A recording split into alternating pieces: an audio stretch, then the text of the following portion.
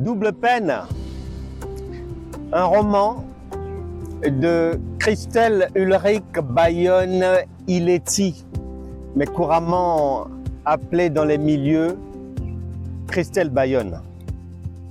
Il vient de publier aux éditions Le Lys Bleu à Paris ce merveilleux roman.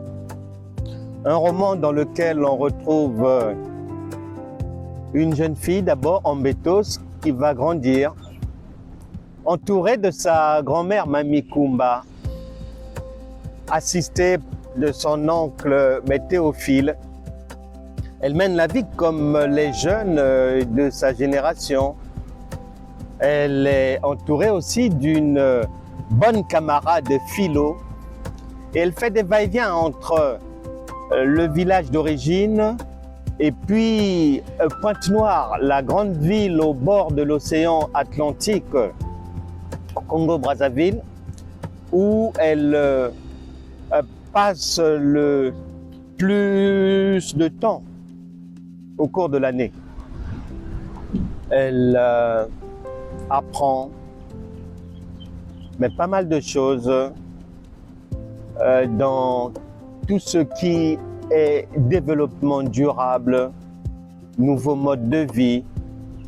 Et ainsi donc, elle va être un pont culturel entre l'ancienne génération, les habitudes d'antan et la modernité, nouveaux modes de vie qu'elle transporte dans sa contrée. Elle y emmène aussi par ses pensées la modernité. Elle représente dans son environnement de départ une espèce de force de proposition de nouveaux modes de vie qui vont permettre à la communauté d'aller vers le progrès. Ambétos poursuit la vie. Elle excelle dans les études au point d'obtenir son baccalauréat et puis à partir de là, elle monte du côté de Brazzaville pour poursuivre des études supérieures. Dans ce cadre vibrant, Ambétos se trouve non seulement des défis mais aussi l'inspiration. Elle observe, apprend et commence à envisager comment elle pourrait un jour jouer un rôle dans la transformation de sa société.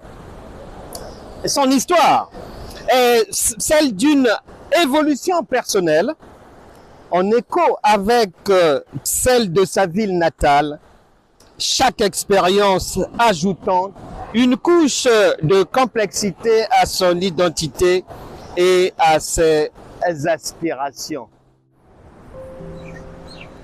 Et comme dans la vie, un imprévu peut venir de droite ou de gauche, la vie d'Ambétos, qui était bien partie, va subir des secousses. L'âge allant, Ambétos est un peu embêtée parce que d'un côté, elle a des amis qui se mettent en ménage. De l'autre, dans son environnement, les copines mettent au monde, ont des enfants. Et vous savez comment ça se passe. Soi-même, la famille, les proches. Et Ambétos, comme l'enfant ne vient pas et n'arrive pas à concevoir, et elle va à l'hôpital comme tout le monde et les examens vont mettre en lumière un diagnostic implacable. Ambétos, selon la médecine, est stérile.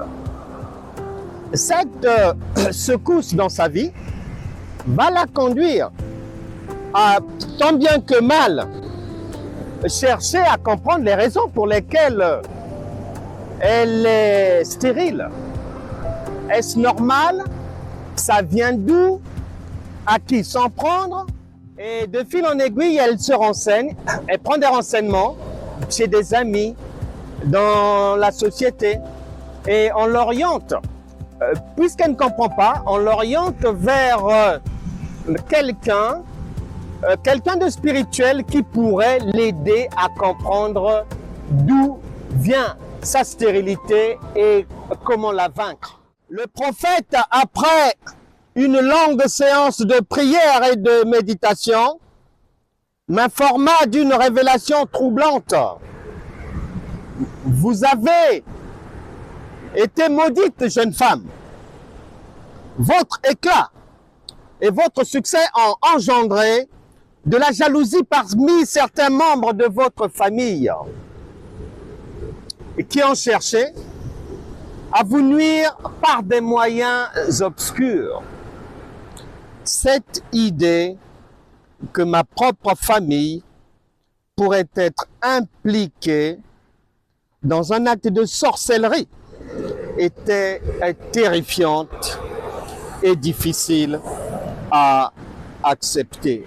Mais dans le contexte culturel et les croyances locales, elle n'était pas entièrement inconcevable.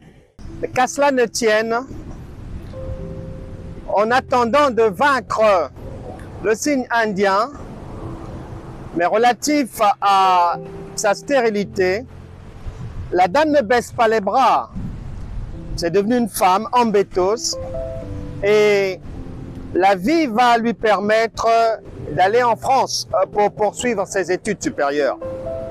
Elle débarque à la fac de Nancy, dans l'est de la France. Là, elle s'inscrit pour des études en psychologie. Ça commence bien, elle s'y fait et de fil en aiguille, elle rencontre Pamav, un jeune aussi, dans son milieu, et ils vont ensemble décider de construire la vie.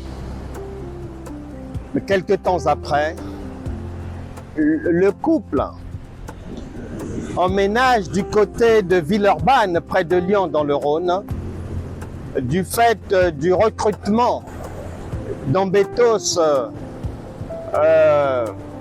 en harmonie avec ses études dans le club de handball de l'équipe de Villeurbanne, puisqu'elle excelle dans cette discipline. Et n'arrivant toujours pas à concevoir, Ambétos décidera de materner par la voie de l'adoption. C'est ce qui fut fait. Dans leur foyer, ils sont rejoints par la fille de Pamav, d'un premier lit, et ensuite Maïlis, une petite membre de la famille d'Ambétos. Et la famille, en s'agrandissant, va déménager de Villeurbanne du côté d'Oulin. Ambétos essaie d'offrir l'amour du prochain, l'amour maternel à ce monde-là, mais que ce soit dans le milieu professionnel où elle est éducatrice scolaire et à la maison aussi où elle essaie d'encadrer tout ce beau monde. Les efforts qu'un parent consent à l'égard de son enfant représentent un investissement à taux zéro. Le retour est souvent le reflet du bonheur d'un parent à toujours vouloir le bonheur de son enfant. J'étais convaincu que je réussirais, que mon bonheur et par extension celui de ma famille serait enfin assuré, étant donné que cet enfant était destiné à prendre le relais à ma retraite en tant que principale pourvoyeuse pour la famille restée en Afrique. Cependant, alors que tout semblait enfin s'arranger, un événement imprévu est survenue, jetant une ombre sur ce tableau idyllique. Mon destin semblait à nouveau scellé. Le cycle se répétant comme une malédiction indélébile. Comme dans la vie parfois, on le dit, qu'un malheur ne vient jamais seul. C'est dans cette vie où il y a la blessure de la stérilité malgré les joies de l'adoption et de la vie familiale. Ambetos va rencontrer une deuxième blessure, un imprévu, et le roman de Christelle Ulrich Bayon-Ileti, Double peine, s'achève du côté d'Oulin, un certain 14 juillet, un événement dramatique dans le Rhône, l'un des fleuves lyonnais. C'est là-bas où le roman s'achève et où les espoirs d'Ambetos sont encore une fois douchés.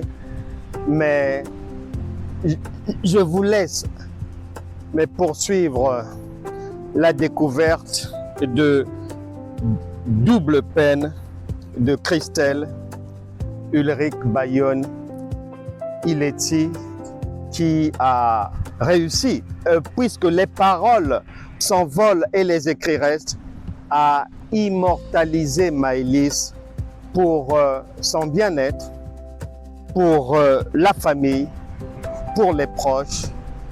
Double peine, une histoire vraie et merveilleusement racontée par Christelle Bayon sur fond d'une écriture qui est meublée de temps à autre de flashbacks pour rafraîchir la mémoire du lecteur. Bayon est revenu de temps à autre sur ses pas. Mais pour le reste, vous en ferez la découverte. Et vous aussi, vous marcherez avec lui à travers Double peine.